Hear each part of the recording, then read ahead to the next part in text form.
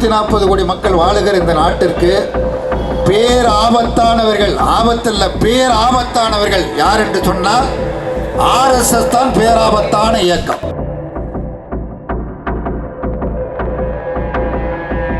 பேச்சுவார்த்தைக்கு வருவதற்கு முன்னதாகவே நான் சொல்வது நீ கேட்க வேண்டும் என்று நிபந்தனை விதிப்பது என்பது அரசியல் நாகரிகம் அல்ல.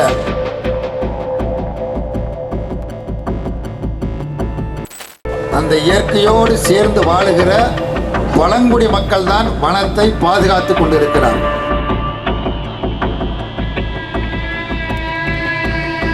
பாசிசத்தை எதிர்கொள்வோம், பாசிசத்தை நாங்கள் முறியடிப்போம். வனத்தில் இருக்கக்கூடிய இராணுவத்தை மொழி நீங்கள் வாபஸ் வாங்குங்கள். அமித்ஷா சொல்லுகிறார் 2026 மார்ச் 31, இன்னொரு 6-7 மாதம் தான் இருக்கு. அதற்குள்ளாக முற்றிலுமாக மாவோயிஸ்டுகள் அழிக்கப்படுவார்கள். மாவோயிஸ்டுகள் இல்லாத இந்தியாவை உருவாக்கப் போகிறோம் என்று அமித்ஷா சொல்லுகிறார். அவர் ஒன்றிய உள்துறை அமைச்சர். முதல்ல அவர் உள்துறை அமைச்சராக இருப்பதற்கு தகுதியுடையவரா அல்லது சிறையில் இருக்க வேண்டியவரா என்பது எல்லோருக்கும் தெரியும். அது வேறு விஷயம். அப்படி சொல்லுகிறார், அப்படி கொக்கரிக்கிறார். மாவோயிஸ்டுகளை அழித்து முழித்து விடுவோம் என்று கொக்கரிக்கிறார். ஆசை தம்பி குறிப்பிட்டதை போல மோடி அதை பாராட்டுகிறார். மாவோயிஸ்டுகள் நாங்கள் பேச்சுவார்த்தைக்கு தயார் என்று பகிரங்கமாக அறிவித்திருக்கிறார். ரகசியமாக இல்லை, பகிரங்கமாக அறிவித்திருக்கிறார்கள். அதனால் அதை ஏற்க மறுத்து ஆயுதங்களை கீழே போட்டுவிட்டு சரண்டராகுங்கள், சரணாகதி அடையுங்கள் என்று திரும்ப திரும்ப ஒன்றிய அரசின் சார்பாக தெரிவிக்கப்பட்டு வருகிறது. அது ஒரு வகையில் சரி என்று கூட ஒரு வாதத்திற்கு ஏற்றுக்கொள்ளலாம். ஆயுதங்களை தவிர்த்துவிட்டு பேச்சுவார்த்தைக்கு வர வேண்டும் என்கிற அந்த வாதத்திற்காக ஏற்றுக்கொள்ளலாம். அதை சொல்லுகிற பொழுது அந்த நிபந்தனையை, இது ஒரு நிபந்தனை, ஒரு பேச்சுவார்த்தை நிபந்தனை வச்சுட்டு பேச்சுவார்த்தை நடத்த முடியாது. நிபந்தனை அற்ற முறையில் தான் பேச்சுவார்த்தை நடத்தணும். பேச்சுவார்த்தையில் நீங்கள் என்ன வேணாலும் பேசலாம், ஆயுதங்களை எடுக்கக்கூடாதுன்னு பேசலாம், தூக்கக்கூடாதுன்னு பேசலாம், என்ன வேணாலும் பேசலாம். ஆனால் பேச்சுவார்த்தைக்கு வருவதற்கு முன்னதாகவே நான் சொல்வது நீ கேட்க வேண்டும் என்று நிபந்தனை விதிப்பது என்பது அரசியல் நாகரிகம் அல்ல. இது ஒரு புறம். சரி, அதை ஒரு வாதத்திற்கு ஏற்றுக்கொள்கிறோம் என்று சொன்னால் நான் திரும்ப சொல்லுகிறேன், அது ஜார்க்கண்ட் மாநிலமாக இருக்கட்டும், மகாராஷ்டிரா மாநிலமாக இருக்கட்டும், எந்த மாநிலமாக இருக்கட்டும், வனத்தில் இருக்கக்கூடிய இராணுவத்தை முதலில் நீங்கள் வாபஸ் வாங்குங்கள். வனத்தில் இருக்கிற இராணுவத்தை நீங்கள் வாபஸ் வாங்கிவிட்டால், அங்கே இருக்கிற அதிரடிப்படைகளை வாபஸ் வாங்கிவிட்டால் அடுத்ததாக இந்த நிபந்தனை குறித்து பரிசீலிக்கலாம். அங்கே 8 பேருக்கு ஒருத்தரை நிப்பாட்டி இருக்கிறத அங்கே ஆசை தம்பி குறிப்பிட்டார். அங்கேயே அவ்வளவு இராணுவமும் அதிரடிப்படையும் நிறுத்தப்பட்டிருக்குது. என்ன காரணத்திற்கு நிறுத்தப்பட்டிருக்கிறது? மாவோயிஸ்டுகளை அழிப்பதற்கு அல்ல. இது ஒரு போர்வை. இந்த போர்வையை பயன்படுத்தி வனத்தை உண்மையிலே யார் பாதுகாப்பது? வனத்துறை அதிகாரிகளா? வனத்துறை அதிகாரிகள் வனத்தை பாதுகாக்கவில்லை. தமிழ்நாடு உட்பட சொல்லுகிறேன். எந்த மாநிலத்திலும் வனத்துறையை பாதுகாப்பது வனத்துறை அதிகாரிகள் அல்ல. மாறாக வனத்தில் அந்த இயற்கையோடு சேர்ந்து வாழுகிற பழங்குடி மக்கள் தான் வனத்தை பாதுகாத்து கொண்டிருக்கிறார்கள். செம்மர கடத்தல் என்று செய்தி வருகிறது, தேக்கு மர கடத்தல் என்று செய்தி வருகிறது. அப்புறம் புலிகளை அழித்தார்கள், புலித்தோலை எடுத்தார்கள், யானையை அழித்து தந்தத்தை எடுத்து, இப்படி ஏராளமான செய்திகள் வருகிறது. இப்படி வருகிற செய்திகளில் எந்த செய்திகளிலாவது அங்கே இருக்கிற பழங்குடி மக்கள் அங்கே இருக்கிற மரங்களை அழித்தார்கள், கைது செய்யப்பட்டார்கள் என்று இதுவரையில் ஏதாவது ஒரே ஒரு செய்தி உண்டா? ஒரு செய்தி கூட கிடையாது. வனத்தில் வாழுகிற அந்த பழங்குடி மக்கள் அவர்கள்தான் உண்மையிலேயே இந்த வனத்தை பாதுகாத்து கொண்டு இருக்கிறார்கள். அங்கே இருக்கிற மரங்களை மட்டுமல்ல, வளங்களை மட்டுமல்ல, உயிர் வாழுகிற அனைத்து இனங்களையும் பாதுகாத்து கொண்டு இருப்பவர்கள், பாதுகாப்பாக இருப்பவர்கள், வனத்துக்கு பாதுகாப்பாக இருப்பவர்கள் பழங்குடி மக்கள் தான் நாடு முழுவதும். அந்த பழங்குடி மக்கள் யாருக்கு இடையூறாக இருக்கிறார்கள்? கார்ப்பரேட் நிறுவனங்களுக்கு எதிராக இருக்கிறார்கள். அவர்கள் சூறையாட முயற்சிக்கிறார்கள். அங்கே இருக்கிற மரங்களை சூறையாட முயற்சிக்கிறார்கள், மற்ற உயிரினங்களை சூறையாட முயற்சிக்கிறார்கள்.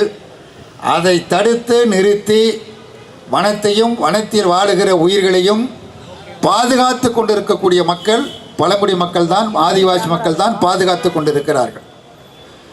அந்த மக்களுக்கு ஆதரவாக நக்சலைட்டுகள் இருக்கிறார்கள், மாவோயிஸ்டுகள் இருக்கிறார்கள், வேறு பலர் இருக்கிறார்கள், பலரும் இருக்கிறார்கள். பழங்குடி சங்கங்கள் இப்படி பல்வேறு அமைப்புகள் இருக்கிறது. ஆக இந்த பாதுகாப்பு அரணாக விளங்கக்கூடியவர்களை அழித்தால்தான் பழங்குடி மக்களை அதிலிருந்து அப்புறப்படுத்த முடியும் என்கிற நோக்கத்தோடு, உள்நோக்கத்தோடு மாவோயிஸ்டுகளுக்கு எதிராக நாங்கள் ஒரு யுத்தத்தை நடத்துகிறோம், அவர்களை அழிக்கிறோம். அவர்கள் நாட்டிற்கே ஆபத்தானவர்கள். நாட்டிற்கு உண்மையிலே ஆபத்தானவர்கள் யார்? நம்முடைய நாட்டிற்கு, இந்தியாவிற்கு, 140 கோடி மக்கள் வாழுகிற இந்த நாட்டிற்கு பேராபத்தானவர்கள், ஆபத்தல்ல பேராபத்தானவர்கள் யார் என்று சொன்னால் ஆர்எஸ்எஸ் தான் பேராபத்தான இயக்கம். அதனுடைய குட்டியாக விளங்குகிற, அதனுடைய அரசியல் பிரிவாக விளங்குகிற பாரதிய ஜனதா கட்சி இந்த நாட்டிற்கு ஆபத்து. ஒன்றியத்தில் இருக்கக்கூடிய ஆட்சி இந்த நாட்டிற்கு ஆபத்து. நம்முடைய நாட்டு மக்களை பொறுத்தமட்டில் தேசபக்தி மிக்கவர்கள். தேசத்திற்கு இடையூறு என்று சொன்னால், ஆபத்து என்று சொன்னால் அதை ஒருபோதும் ஏற்க மாட்டார்கள். அது நேரு பிரதமராக இருந்த காலத்திலும் பார்த்திருக்கிறோம், சாஸ்திரி அவர்கள் பிரதமராக இருந்த காலத்திலும் பார்த்திருக்கிறோம், அதே போல் இந்திரா காந்தி அவர்கள் பிரதமராக இருந்த பொழுதும் பார்த்திருக்கிறோம், வாஜ்பாய் பிரதமராக இருந்த காலத்திலும் பார்த்திருக்கிறோம், இன்றைக்கும் நாம் பார்க்கிறோம், இப்பொழுது இருக்கிற ஆட்சியிலும் பார்க்கிறோம். தேசத்திற்கு ஒரு பிரச்சனை, தேசத்திற்கு எதிராக அந்நிய நாட்டைச் சேர்ந்தவர்கள் ஏதாவது ஒரு கேடு விளைவிப்பார்களானால் அந்த கேட்டிற்கு எதிராக நாட்டு மக்கள் ஒன்றுபட்டு குரல் கொடுப்பார்கள், ஒன்றுபட்டு போர் புரிவார்கள். அந்த ஆக உன்னதமான அந்த தேசபக்தி உணர்வை தங்களது அரசியல் ஆதாயத்துக்கு பயன்படுத்தி கொள்ளுகிற அற்பத்தனமான கூட்டம்தான் இன்றைக்கு ஒன்றியத்தில் ஆட்சி அதிகாரத்தில் அமர்ந்திருக்கிறது. பகல்பூர் சம்பவத்தை எடுத்துக்கொள்ளுங்கள்.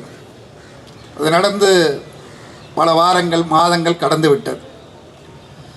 எதிர்த்தாக்குதல் நடத்தி வெற்றி பெற்று விட்டோம் என்று கம்பீரமாக அதை பற்றி தான் திரும்ப திரும்ப பேசிக்கொண்டு இருக்கிறார்கள், நாள்தோறும் பேசிக்கொண்டு இருக்கிறார்கள். நாம் கேட்க விரும்புவது, அந்நிய நாட்டைச் சேர்ந்த பயிற்சி பெற்ற பயங்கரவாதிகள் நமது நாட்டு எல்லைக்குள் ஊடுருவி 26 பேரை கொண்டிருக்கிறார்கள். அப்படி கொன்றதை நாடு ஏற்கவில்லை. இங்கே இருக்கிற கட்சிகள் மட்டுமல்ல, ஒட்டுமொத்த நாடு ஏற்கவில்லை. ஆனால் எப்படி ஊடுருவினா, நம்முடைய உளவு பிரிவு என்ன ஆனது, எல்லை பாதுகாப்பு படை என்ன ஆனது, அவர்கள் என்ன செய்து கொண்டிருந்தார்கள், இன்று வரையில் அதற்கு விளக்கம் இல்லை. சரி, அப்படி தாக்கியவர்கள் எத்தனை பேர், யார் யார் தாக்கினார்கள், அவருடைய பெயர் என்ன, அவர்களை அடையாளம் கண்டு விட்டார்களா, அவர்கள் கைது செய்யப்பட்டார்களா அல்லது கொல்லப்பட்டார்களா என்பதற்கான எந்த விளக்கமும் இல்லை, இதுவரையில் இல்லை. அதே மாதிரி அவர்கள் தாக்குதலுக்கு பிறகு பதில் தாக்குதல் என்கிற பொழுது அந்த பதில் தாக்குதல் குறித்து முன்கூட்டியே பாகிஸ்தானுக்கு தெரிவிக்கப்பட்டது என்று ஒரு கடுமையான விமர்சனம் வந்தது. அதற்கு எந்த பதிலும் இல்லை. பிறகு நீண்ட இடைவெளிக்கு பிறகு வெளியுறவுத்துறை அமைச்சர் சொல்லுகிறார், தாக்கிய பிறகு நாங்கள் தகவல் தெரிவித்தோம் பாகிஸ்தானுக்கு. தாக்கிய பிறகு நீங்கள் ஏன் தகவல் தெரிவிக்கிறீங்க? நம்ம நாட்டில் எங்கே தாக்கினாங்கிறது நம்ம நாட்டுக்கு தெரியும், நம்முடைய இராணுவத்திற்கு தெரியும், நம்முடைய உளவு பிரிவுக்கு தெரியும், நாட்டு மக்களுக்கு தெரியும். தாக்கிய பிறகு நீங்கள் தகவல் தெரிவிக்க வேண்டிய அவசியம் என்ன? ஏன் அந்த அவசியமான சூழல் ஏற்பட்டது? அதே போல் நமக்கு என்ன சேதம் ஏற்பட்டது என்று சொன்னால் நமக்கு சேதமே இல்லை. பாகிஸ்தானுக்குத்தான் கடுமையான சேதம். அந்த சேதத்திலிருந்து அவர்கள் விடுபடுவதற்கு 4 ஆண்டுகள் ஆகலாம் அல்லது 5 ஆண்டுகள் ஆகலாம் என்று அமித்ஷா சொல்லுகிறார். ஆனால் நம்முடைய முப்படை தளபதி சிங்கப்பூரில் போய் சொல்கிறார், நமக்கு முதல்ல சேதம் ஏற்பட்டு போய் விட்டது, அதற்கு பிறகு நாங்கள் சுதாகரித்து கொண்டு பிறகு நாங்கள் தாக்குதல் நடத்தினோம். எந்த உண்மைகளும் வெளிவருவது இல்லை. அதே போல்தான் இந்த பிரச்சனையிலேயும் நீங்கள் யாரை கொண்டீர்கள் என்பது யாருக்கு தெரியும்? அது 27 பேர் அல்ல, பல பேர் கொல்லப்பட்டிருக்கிறார்கள். இந்த திரும்ப கேட்டார், இது வரைக்கும் எவ்வளோ பேர் தான் கொண்டு இருப்பானுங்க தெரியல, மொத்தமாக எத்தனை பேரை கொன்று குவித்தார்கள் என்பது தெரியாது. வெறும் மாவோயிஸ்டுகளை மட்டும் இவர்கள் கொல்லவில்லை, மாறாக பழங்குடி மக்களையும் சேர்த்து கொன்று குவித்து வருகிறார்கள். அப்படின்னா மாற்று கருத்துக்கு இந்தியாவில் இடம் இல்லை.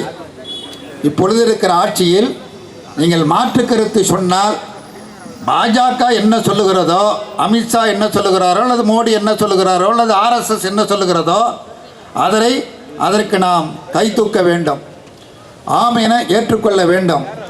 அப்படி ஏற்றுக்கொள்ளவில்லை என்றால், மாற்று கருத்தை முன்மொழிந்தால், மாற்று கருத்தை பேசினால், மாற்று கருத்தை பத்திரிகைகளில் எழுதினால், புத்தகமாக எழுதினால் அவர்கள் கொல்லப்படுவார்கள். ஏற்கனவே பல பேர் கொல்லப்பட்டிருக்காங்க. பெண் பத்திரிகையாளர் உள்பட 4 பேர் கொல்லப்பட்டு இருக்கிறார்கள். இதுவரைக்கும் அது குறித்து ஒரு முழு விசாரணையும் கிடையாது, முழு நடவடிக்கையும் கிடையாது.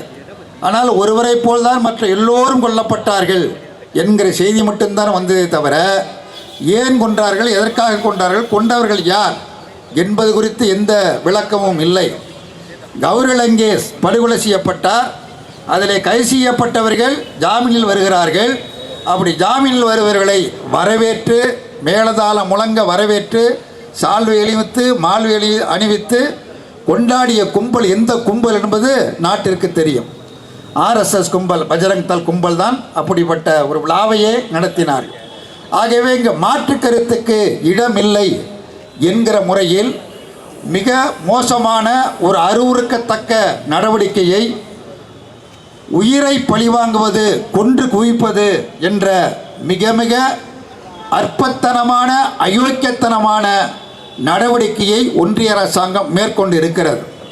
இந்த நடவடிக்கை நிறுத்தப்பட வேண்டும். நடவடிக்கை நிறுத்திவிட்டு பேச்சுவார்த்தைக்கு தயார் என்கிற அந்த குழுவோடு சம்பந்தப்பட்டவரோடு அழைத்து பேச வேண்டும். அது மட்டுமல்ல, அறிக்கையிலே குறிப்பிட்டிருப்பதைப் போல இது குறித்து ஒரு விரிவான விசாரணை மேற்கொள்ளப்பட வேண்டும். ஒரு விரிவான விசாரணை மேற்கொண்டால் உண்மை என்ன என்பது வெளியில் வரும்.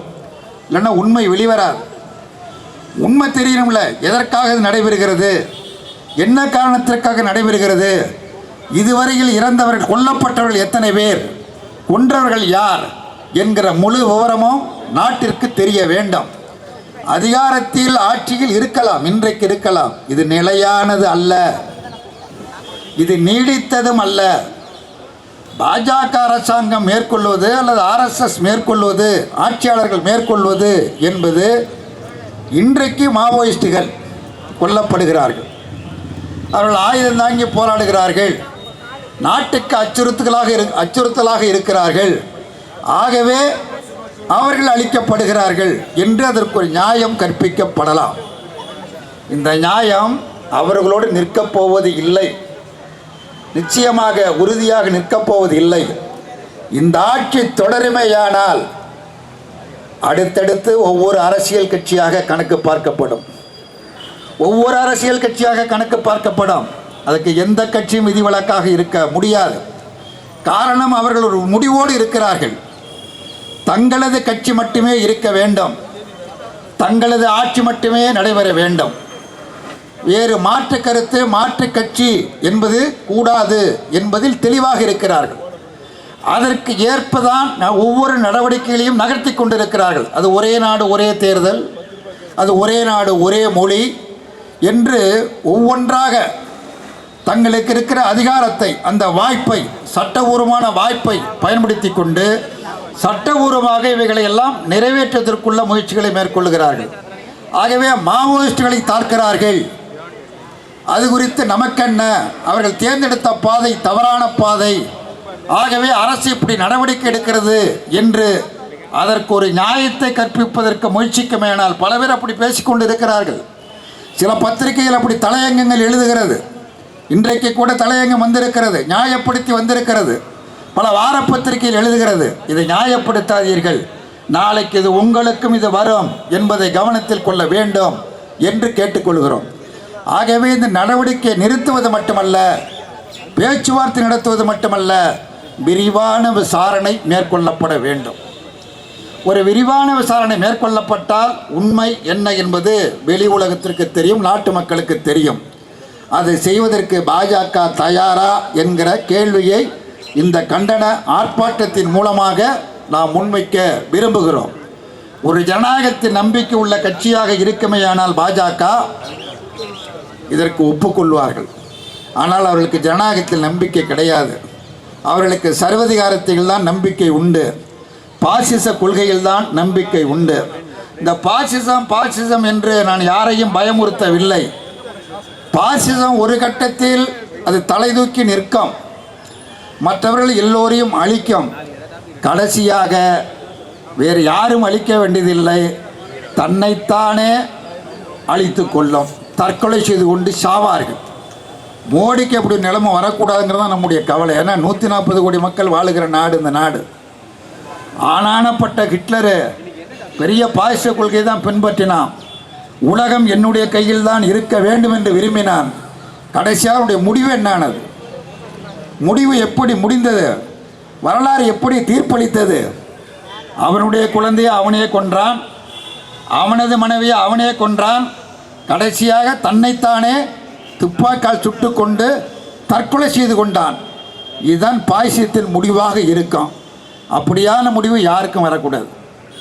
அது நம்ம நாட்டில் வரக்கூடாது. 140 கோடி மக்கள் வாழுகிற ஒரு ஜனநாயக நாட்டில் இப்படிப்பட்ட ஒரு அநாகரிகம், இப்படிப்பட்ட ஒரு அசிங்கமான அரசியல் நடந்துவிடக்கூடாது என்பதுதான் நம்முடைய கவலை.